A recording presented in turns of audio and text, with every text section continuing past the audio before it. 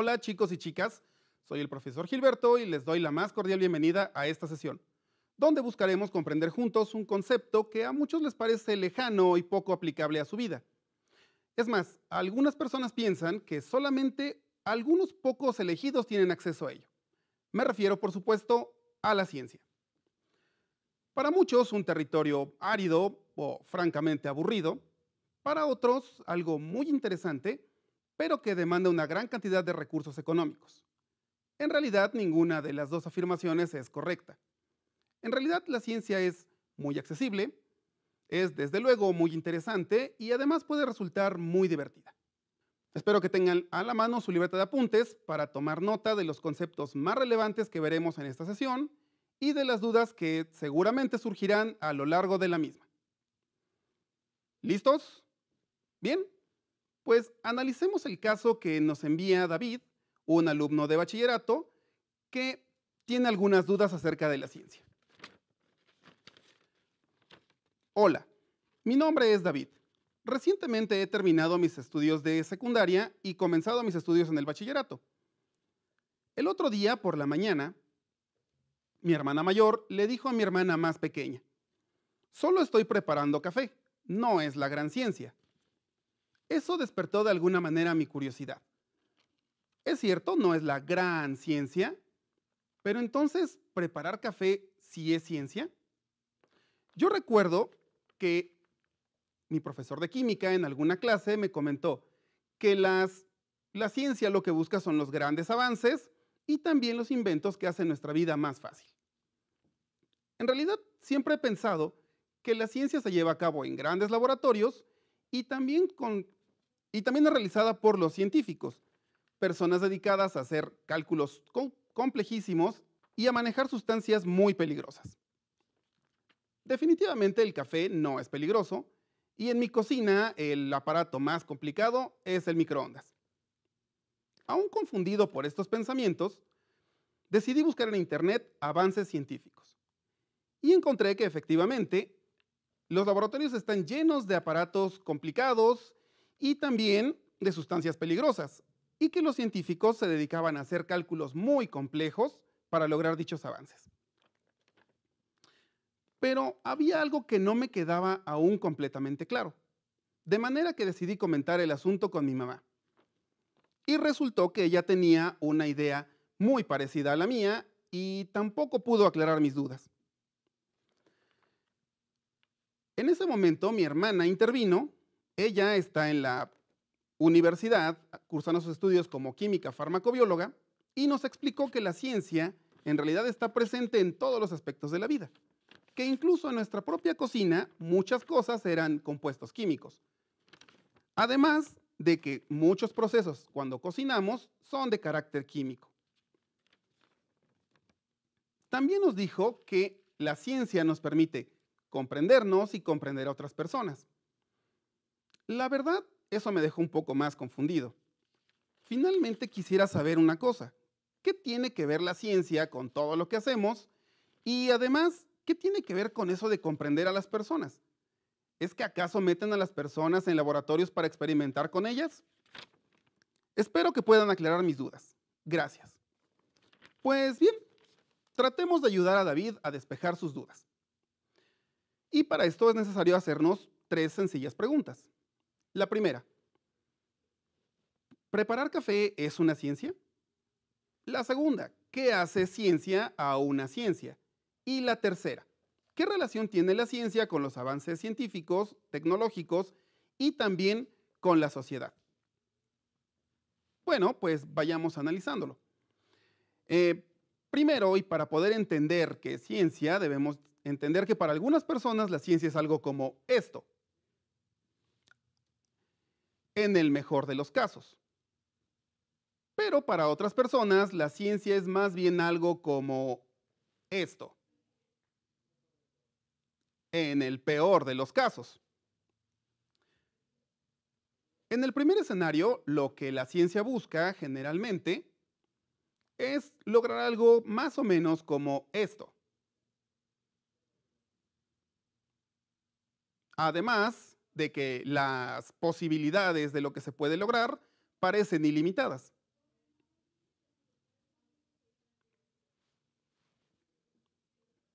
En el segundo escenario, invariablemente llegaremos a esta conclusión.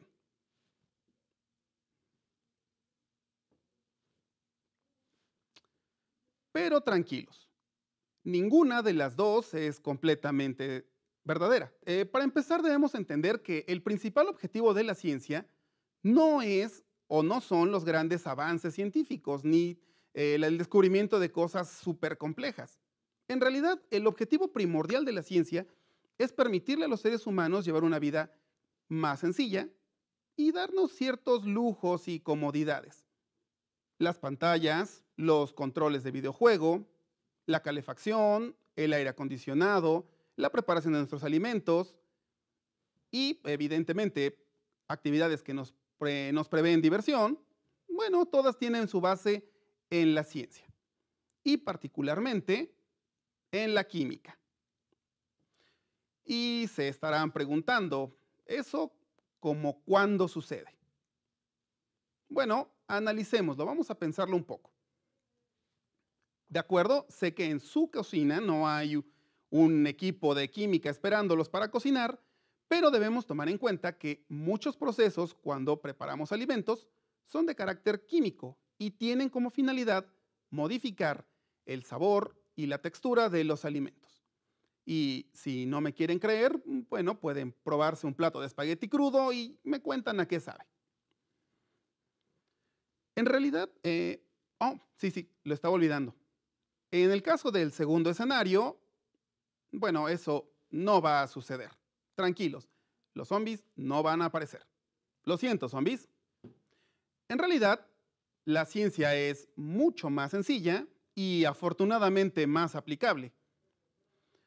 El término ciencia se refiere únicamente al conjunto de conocimientos que tiene el ser humano y las actividades que realiza para conseguirlos. De manera que, si aprendemos a preparar café, sí podemos decir que es una ciencia. ¿Qué les parece si lo demostramos?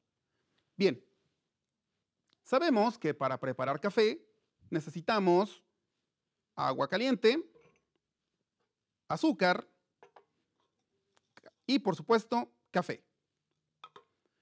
Bien, también conocemos los conceptos de mezcla homogénea y mezcla heterogénea. Nótese lo científico que suenan esos términos. Bien, ¿qué les parece si comenzamos? Primero, vamos a agregar un poco de azúcar a nuestra taza. A mí, en lo personal, me gusta un poco más dulce. Después, agreguemos algo de café. Bueno, lo mezclamos bien y vamos a notar que tenemos una mezcla heterogénea, donde podemos diferenciar perfectamente ambos elementos. Tanto el azúcar como el café se ven diferenciados. ¿Se alcanzan a notarlo? Ok. Esta mezcla, ¿sí?, donde podemos diferenciarlo, además conserva cada uno sus propiedades individuales. Es decir, que el azúcar sigue teniendo sabor a azúcar y el café sigue teniendo sabor a café. Además, yo puedo separarlos fácilmente utilizando medios físicos como la simple cuchara. Ahora, vamos a agregar el agua caliente. Y estarán preguntándose, ¿dónde está la química? Bueno, la química está en cada grano de café. Recordemos, cada grano de café tiene diferentes sustancias químicas. Tenemos lípidos, que son grasas, proteínas, aminoácidos, carbohidratos y esteroides, como por ejemplo, alcaloides, como por ejemplo la cafeína, la trigolenina y paraxantinas, que le dan el sabor amargo y fuerte al café. Además, cuando agregamos el agua tibia, se liberan cerca de 300 sustancias diferentes que son aromáticas y le dan ese olor característico al café. Bien, ahora tenemos aquí una mezcla homogénea. ¿Por qué es homogénea? Bueno, porque no puedo diferenciar el azúcar del café, todo se ve igual, y además toda la mezcla comparte las mismas propiedades, en todas sus proporciones. Eso quiere decir que esta mezcla llamada café tendrá las mismas propiedades desde el primer sorbo hasta el último. Así que espero que realmente me haya quedado muy bien. ¿Mm? Bastante bueno. No quisiera antojarlos, pero es cierto. Sí, a través de una taza de café hemos visto qué es ciencia. Ahora vamos a ver cuáles son las áreas de las ciencias experimentales, entendidas como aquellas ciencias que utilizan la experimentación como herramienta para obtener sus conocimientos. Entre ellas podemos mencionar a la física, la química, la biología, la astronomía, la medicina, la biomedicina, la geología, entre muchas otras. Como podrán darse cuenta, todas las que he mencionado son ciencias naturales y muchas personas tienen la idea de que son las únicas ciencias experimentales que existen, lo cual constituye, por supuesto, un enorme error. Esto porque en el terreno de la humanidad podemos colocar también a ciencias como la psicología, la antropología, la economía y la sociología que nos permiten entender a nuestra sociedad. Estas ciencias nos permiten conocernos, comprender a nuestra sociedad y también las reacciones que tiene frente a ciertos eventos. Eh, Ahora, es muy importante que podamos entender que existen dos tipos diferentes de conocimiento. Es algo que no debemos perder de vista. No todo el conocimiento que tenemos es conocimiento científico. Existe también algo llamado conocimiento empírico. Pero este es un conocimiento que surge de la observación y las impresiones personales de quien está observando un fenómeno. Pongamos un ejemplo sencillo. Todos conocemos a una persona mayor o tenemos un abuelo que nos ha dicho alguna vez, hoy va a llover porque me duele la rodilla. Bueno, ese es un ejemplo de conocimiento empírico. Puede ser que en muchas ocasiones sí haya coincidido el dolor de sus articulaciones con el fenómeno de la lluvia, pero no podemos asegurar que sea el 100% de las ocasiones. De la misma manera, puede ser que se haya presentado lluvia, pero no haya existido ese dolor. ¿Mm? Por el otro lado, tenemos al conocimiento científico, el cual está basado en la observación y experimentación de un fenómeno, es decir, en replicarlo numerosas veces bajo condiciones controladas para poder demostrarlo. Pongamos también un ejemplo. Hablemos de la constante de aceleración de la gravedad. Sabemos que es de 9.8 metros por segundo al cuadrado y esta aceleración va a ser la misma ya sea que estén en la sala de su casa o estén en el Himalaya. De todos modos, la aceleración va a ser la misma. También es independiente de las observaciones o las percepciones personales de quien esté observándola. Es decir, que si yo estoy de buen humor o estoy de acuerdo o no estoy de acuerdo con esa constante, va a seguir siendo exactamente la misma. Bueno, y todo esto nos lleva a preguntarnos, ¿y el método científico? Bueno, ya habíamos dicho que la ciencia es muy accesible, lo cual implica o quiere decir que cualquier persona debe tener acceso a ella. Y para eso está precisamente el método científico. Pero para eso y llegar a él tenemos que hacer un poco de historia. ¿Cuándo surge el método científico? El método científico surge cuando el ser humano pasa de ser nómada a ser sedentario. ¿Sí? Sabemos que el sedentarismo se presenta cuando el ser humano empieza a pasar largos periodos de tiempo en un mismo lugar. Ahora, este hecho hace que el ser humano se dé cuenta de que hay ciertos eventos que se repiten de manera constante o incluso de manera cíclica. Y este pequeño evento lo lleva a darse cuenta de que si él pone atención a estos elementos, puede aprovechar de una manera mejor su entorno. Entre las primeras culturas, las más antiguas que podemos mencionar como que registraban sus conocimientos, tenemos a los asirios, los sumerios y los babilonios. Aquí en América podemos mencionar a los olmecas y a los mayas, que también tenían métodos bastante precisos para registrar eventos astronómicos e incluso llegaban a predecirlos. Y bueno, por si acaso se lo están preguntando, no, el fin del mundo no es uno de esos eventos astronómicos. Bueno, posteriormente los egipcios y más tarde los griegos también comenzaron a registrar no solamente sus conocimientos, sino también las formas y los métodos que tenían para registrarlos. Uno de los griegos que de manera particular nos interesa es Aristóteles. Esto porque su método de clasificar las cosas para poder explicarlas, se asemejaba bastante a la concepción del método científico que tenemos actualmente. Ya en una época relativamente moderna, podemos mencionar a físicos como Galileo Galilei y Sir Isaac Newton, y filósofos de la talla de Immanuel Kant, Karl Popper y David Hume, que ayudaron y contribuyeron en gran medida a establecer el método científico tal como lo conocemos y lo aplicamos hoy en día. Uno de los elementos importantes del método científico, ya lo habíamos mencionado, es que todos podemos realizarlo. ¿Cómo? En 6 sencillísimos pasos. El primero. El primer paso del método científico es observar. Y la pregunta es, ¿qué es observar? No nos confundamos pensando que es lo mismo que ver.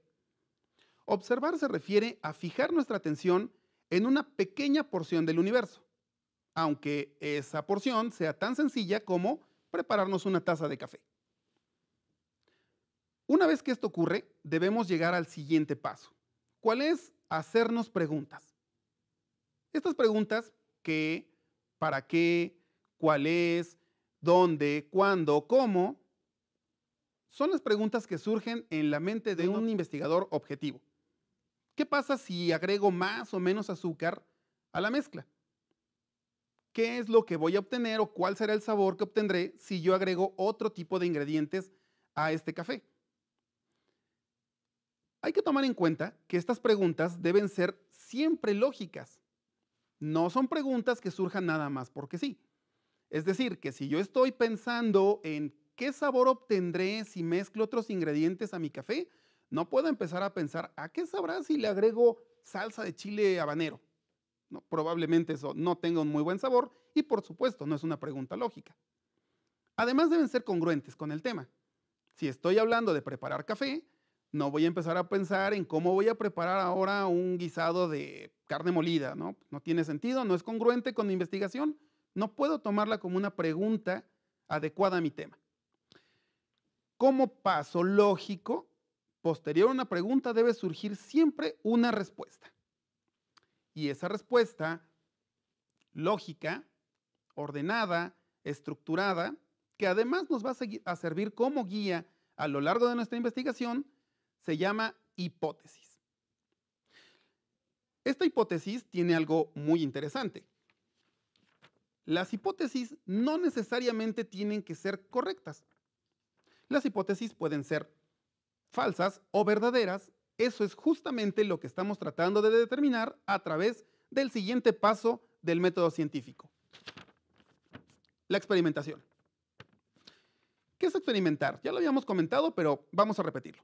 Experimentar es repetir en un entorno controlado a un fenómeno, ¿sí? De tal manera que esto nos va a permitir a nosotros demostrar la veracidad o la falsedad de nuestra hipótesis.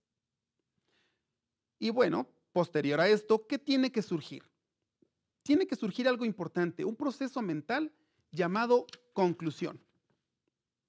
Una conclusión es el proceso en el cual vamos a empezar a unir toda la información que tenemos desde nuestra observación, nuestra pregunta, la hipótesis que formulamos y los experimentos que realizamos basándonos en ella para llegar a un resultado final.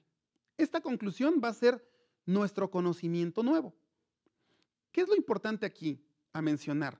Que esta conclusión, este conocimiento nuevo, no necesariamente tiene que ser el que esperábamos. Ya dijimos que una hipótesis también puede ser falsa. Y ahora vamos con el último paso. Este paso es muy importante. Pudiera parecer que hasta aquí, observar, preguntar, elaborar nuestra hipótesis, experimentar, sacar nuestras conclusiones, es lo único importante, pero hay un sexto paso, que es tan importante como los otros.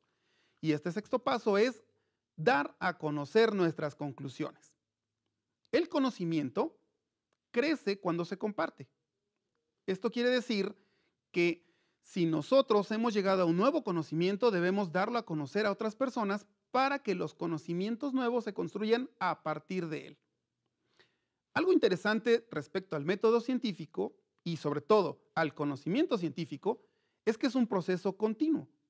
Esto significa que una vez que llegamos a un nuevo conocimiento, debe dar como resultado nuevas preguntas que nos lleven a nuevos conocimientos. Y de esta manera se forma un ciclo que es constante. Ahora,